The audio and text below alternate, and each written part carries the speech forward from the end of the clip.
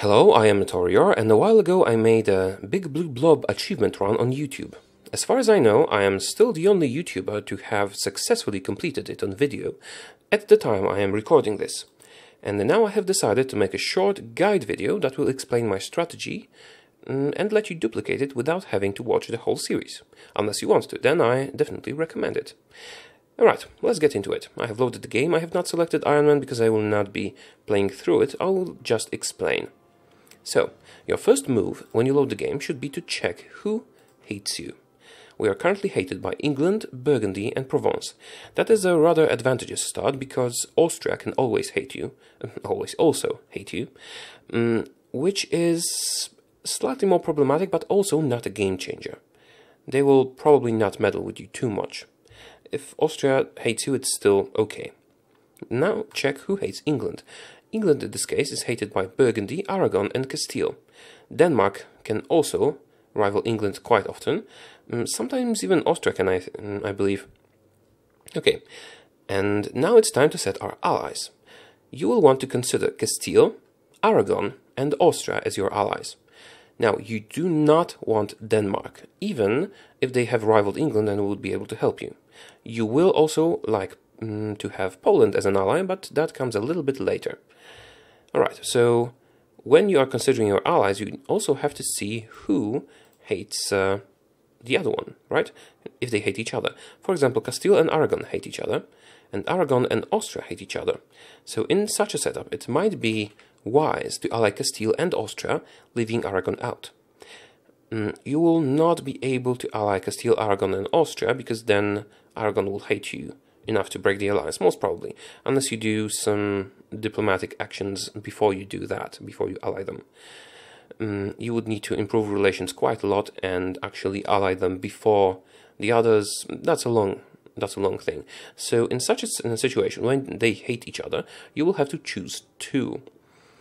In this case, it would be best to choose Aragon and Castile, but as they hate each other, you would have to look at the relations. For example, our relations with Aragon are 14 at the moment. They were 20 something just a while ago, and I haven't unpaused yet. So if you first ally Castile, you should still be able to form an alliance with Aragon because the reasons will not have dropped enough. So that will be sufficient for you to form two alliances. Now after that, I don't think you will be able to ally Austria, but you can try. You can try certainly by, for example, entering a royal marriage with them. So your first diplomatic action is to form those alliances. Now, you also will want to revoke your guarantee of Scotland. This is important, but we will come back to that in a little while. Basically, it is a bonus option. You will want to either attack Scotland or Norway after you have taken your cores back from England. And do not worry about this being a no-CB war. This is calculated into the risk. Also, you will want to set your focus to administrative at the start of the game and never change it. And take some advisors. Level 1 because it is not necessary to take level 2. Just any advisors, any level 1 advisors to get the points. I mean, if you can get a morale or a discipline guy, that will be more useful.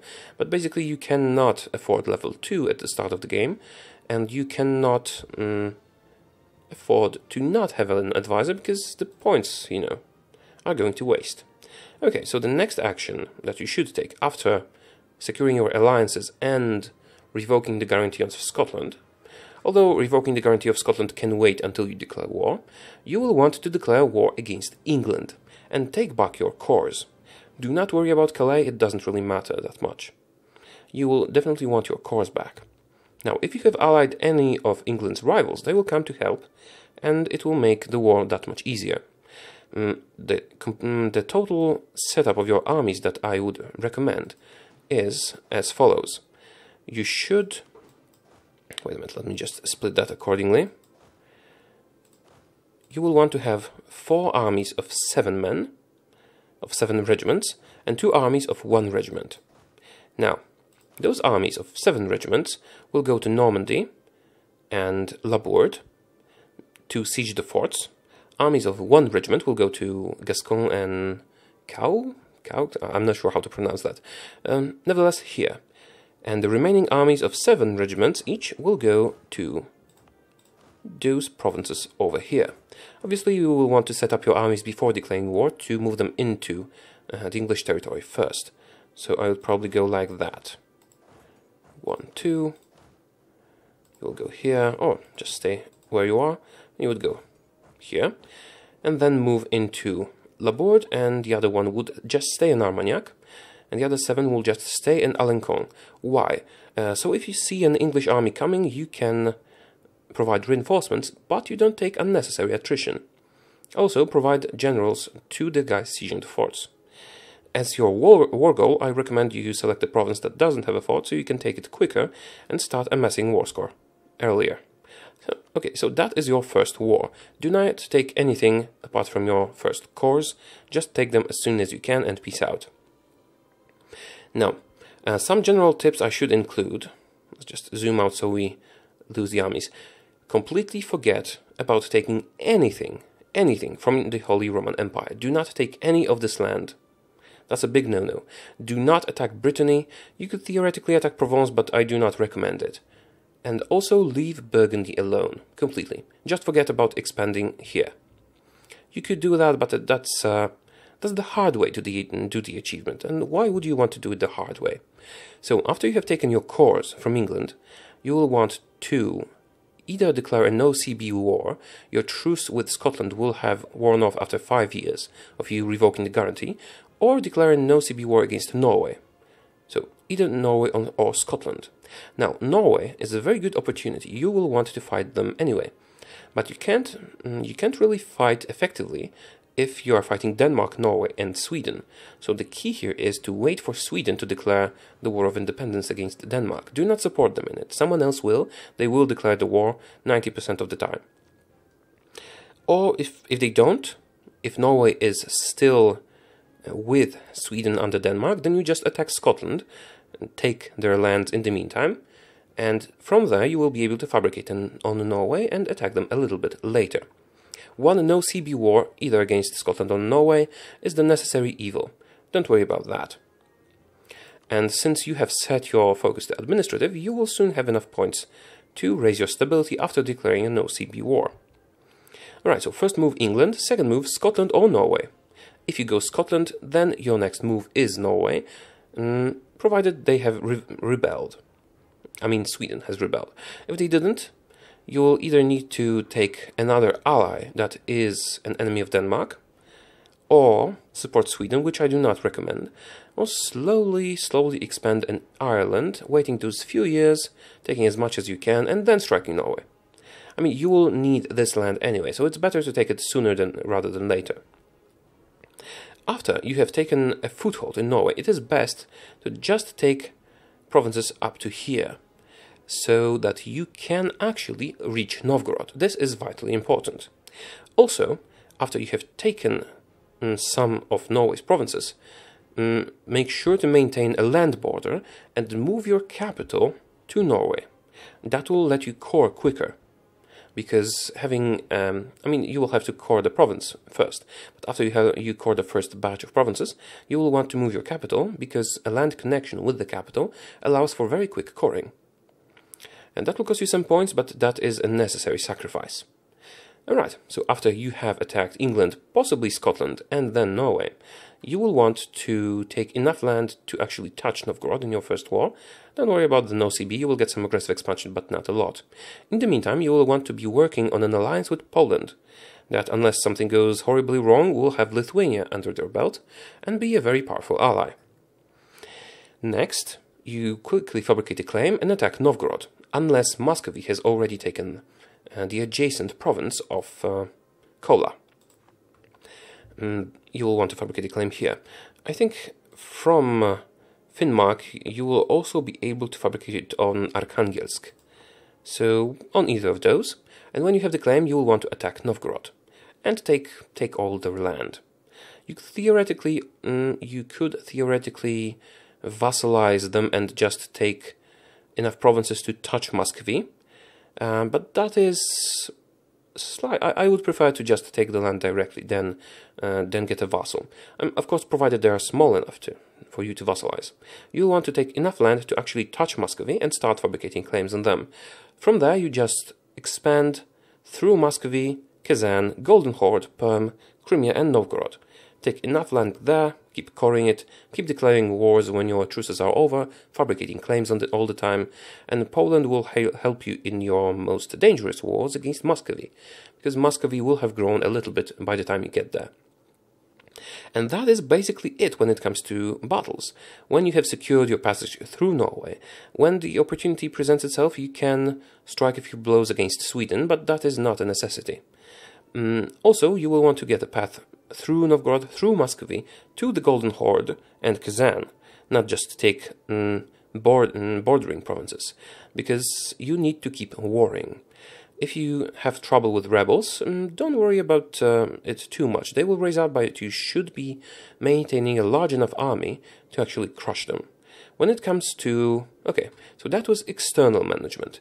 Believe it or not, after you have taken Norway, possibly Scotland, Novgorod, Muscovy, Perm, Kazan, Golden Horde, and some of Crimea possibly, you will actually have enough provinces to secure the achievement. And that is it.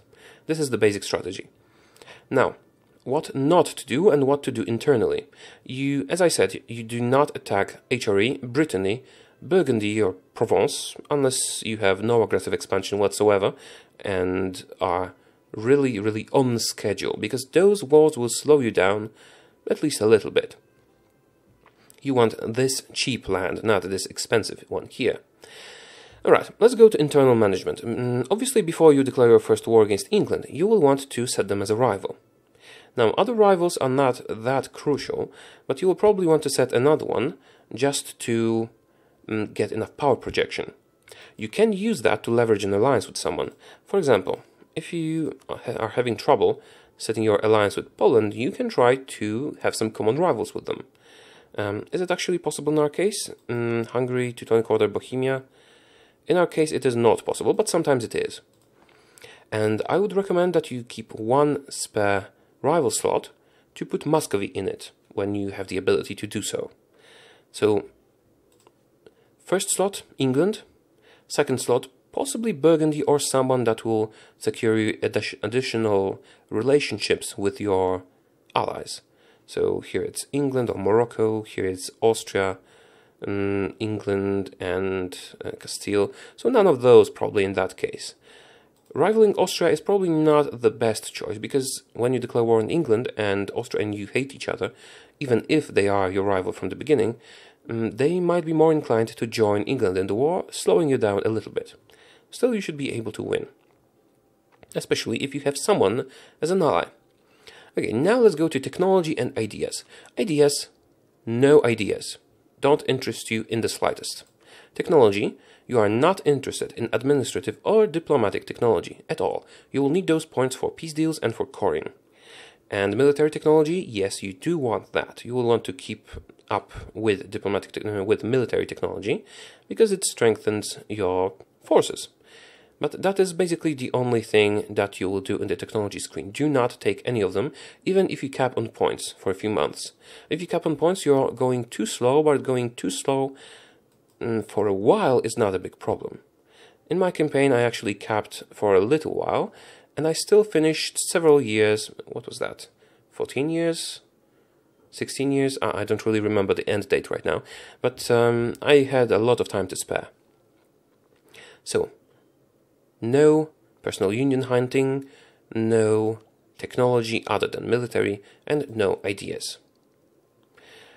Okay, as for the decisions, the Advancement of Religion Act will be a bad idea. You do not want that. I mean, I know I have that because I have a theologian, and the theologian is actually a very good advisor for you, but that increases unrest, so we don't want that. Now, England must be driven from France. Is theoretically a good mission, but you are not really interested in taking Calais, because that will prolong your war unnecessarily. You might want to take it, but I would not advise that. If you have a free diplomat that is currently not improving relations with your possible allies, you will want to either be fabricating claims or sending him to improve your relations with the Pope, so you will always have something to do with your diplomats. Also, since the new patch, you have 3 diplomats, so that should be much easier. The newest patch also reduced aggressive expansion, so expanding over here could be easier now, but still it's not worth it. Just go north. Alright, I think it explains the strategy quite in depth. I'll just recap slowly. Form alliances, then revoke guarantee, attack England, attack Norway, or Scotland if Norway is still in the personal union with Denmark, and so is Sweden. If Sweden is not in the personal union, you can easily take them. You will want to build a navy to be able to transport your troops, remember that. Also, then, from Norway, take land from Norway, attack through Novgorod to Muscovy, Perm, Kazan, Golden Horde, and possibly Crimea. And that's it. Also remember to move your capital. Now, when it comes to financial matters and unrest, you will want to possibly take some loans, but only if you have to. Remember that you're only playing for the achievement, so you don't really have to worry about taking too many loans. Keeping high stability is good with that, but taking loans will sort of cripple you, even short term, so just delay it as much as possible. If you have surplus money, you can take some mercenaries. Alright, now, unrest. Increasing autonomy is your friend. You will want to be increasing autonomy in the provinces that you take, most of the time, because otherwise you will be dealing with rebellions all the time. After you have actually established yourself in this region, you can sometimes not increase autonomy, but because you will have an army there anyway.